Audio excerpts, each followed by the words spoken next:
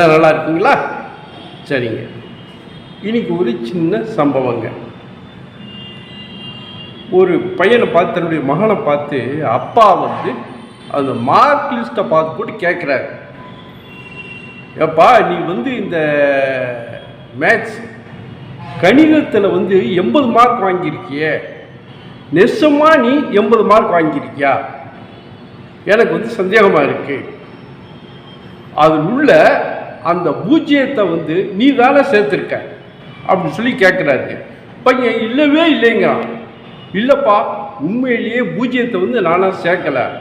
இல்லை உள்ளதை சொல்லு, உடைய பற்றி எனக்கு தெரியாதா?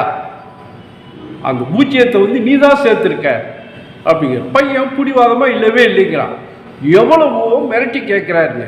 அவன் ஒத்துக்கிற மாதிரியே இல்லை. போட்டு அடிக்கிறாரு. அடித்தாலும் இல்லைப்பா நான் பூஜ்ஜியத்தை சேர்க்கவே இல்லை. அது திரும்ப திரும்ப அதையே சொல்லிக்கிட்டு இருக்காங்க. அந்த பூஜ்ஜியத்தை நானாக சேர்க்கலை அப்படிங்க. அவரு எவ்வளோ மிரட்டி கேட்குறாரு. ஏண்டா உன்னை பற்றி தெரியாதா? உனக்கு கணக்கே வராத. நீ 80 மார்க் எப்படி எடுப்ப? அந்த பூஜ்ஜியத்தை நீ தான் சேர்த்துருக்க அப்படின்னு அவன் இல்லவே இல்லைங்கிறான். சரி, அப்போ அதோட விட்டாருங்க.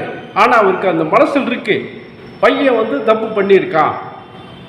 அவன் அந்த மார்க் லிஸ்டில் அந்த பூஜ்ஜியத்தை அவன் தான் போட்டிருக்கான் அப்படின்னு சொல்லி அந்த சந்தேகம் இருக்குது. அதோடையே அதை விட்டாச்சுங்க. இப்படி ஏறத்தாழ 30 வருஷம் ஆச்சுங்க. எவ்வளோ நாளுங்க? 30 வருஷத்துக்கு பின்னாடி அந்த அப்பாவும் மகனும் ஒரு நாள் பேசிக்கிட்டு இருக்காங்க. பேசிக்கிட்டு இருக்கும்போது அப்போ அப்பா மகன்கிட்ட கேட்குறாரு, 30 வருஷத்துக்கு முன்னாடி நீ ஒரு நான் பரீட்சை பேப்பரை கூட காமிக்கும்போது நான் உன்கிட்ட கேட்டேன், என்ன இருக்கா? இந்த பூஜ்ஜியம் நீ தானே போட்டுக்கிட்டு பூஜ்ஜியம் நான் சேர்க்கலன்னு சொன்னேன். இப்போ நான் கேட்குறேன், சொல்லு, அந்த பூஜ்ஜியம் நீ தானே சேர்த்த அப்படிங்கும்போது அப்போ சொல்கிறான் பையன், நான் இப்போவும் சொல்கிறேன்ப்பா, நான் பூஜ்ஜியத்தை சேர்க்கவே இல்லை.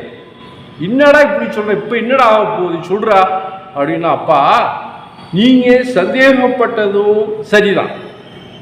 நான் கணிதத்தில் அவ்வளோ மார்க் வாங்க மாட்டேன்ட்டு நீங்கள் என்னை சந்தேகப்பட்டீங்கல்ல, அதில் ஒன்றும் தப்பே இல்லை. அதே மாதிரி அந்த பூஜ்ஜியத்தை நான் சேர்க்கலன்னு சொன்னேன்ல, அதுவும் உண்மைதான். என்னடா குழப்பற, ஒன்றுமே புரியல.